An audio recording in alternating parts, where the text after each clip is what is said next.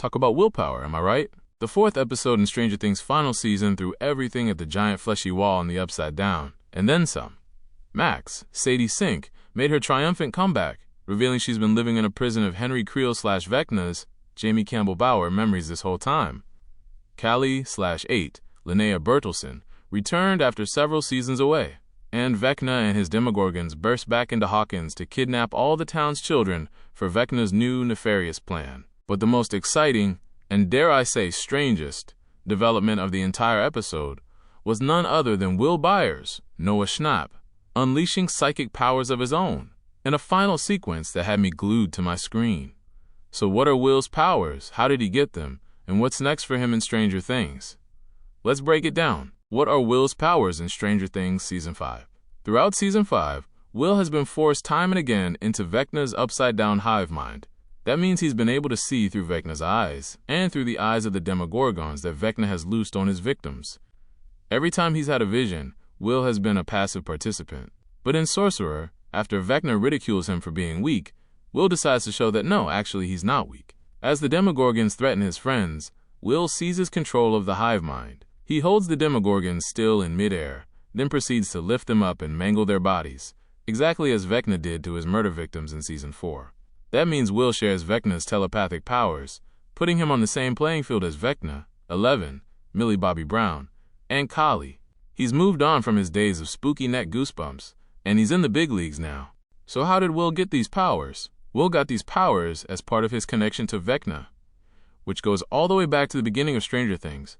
As we learn in Season 5, Episode 1, Vecna interacted with Will during his time in the Upside Down in Season 1. He stuck one of the Upside Down's tentacles in an unconscious Will's mouth, and then began pumping him full of what looks like nasty Upside Down goo. That's how Will ends up coughing up an Upside Down slug at the end of Season 1. It's also how he became connected to the Upside Down hive mind. As of Season 5, Vecna is repeating the tentacle process with Holly Wheeler, Nell Fisher, and the other Hawkins children he's captured.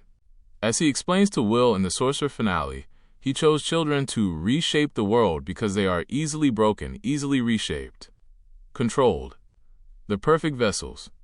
And you, Will, you were the first, and you broke so easily. While Vecna's plans to reshape the world, likely in the image of the Upside Down, haven't fully become clear yet, the mention of the children as vessels is particularly fascinating. Are the children going to be vessels for Vecna's power? More eyes for him to see through? If so, that means Will was the original Vecna host. And in Sorcerer, he realizes that his relationship with Vecna isn't a one-way street. If Vecna can divert his power through Will, then Will can grab hold of it and use it for himself. The trigger for Will to realize this in Sorcerer comes from a pep talk Robin, Maya Hawke, gives him in the episode.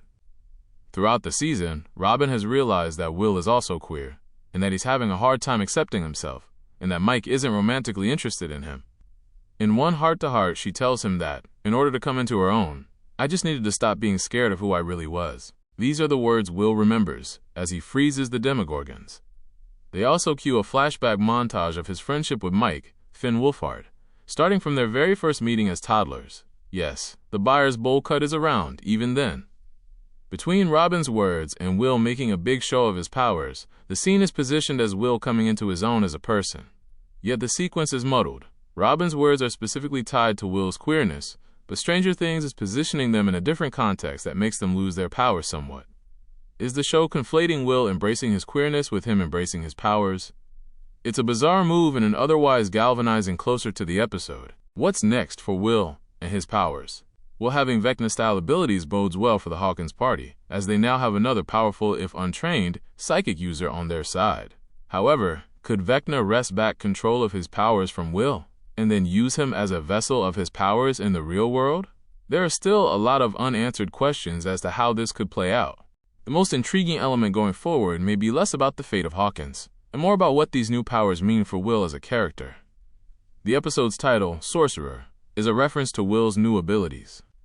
As Mike tells him earlier in the episode, Will's upside-down connection makes him the equivalent of a Dungeons & Dragons sorcerer. That means that unlike a wizard, who gains magical powers from study, he's actually innately magical. Will's original Dungeons & Dragons character, Will the Wise, was actually a wizard. But now that Will is metaphorically jumping into a different Dungeons & Dragons class and going full sorcerer mode, Could that represent a total transformation from who he once was, both in terms of accepting his queerness and his powers?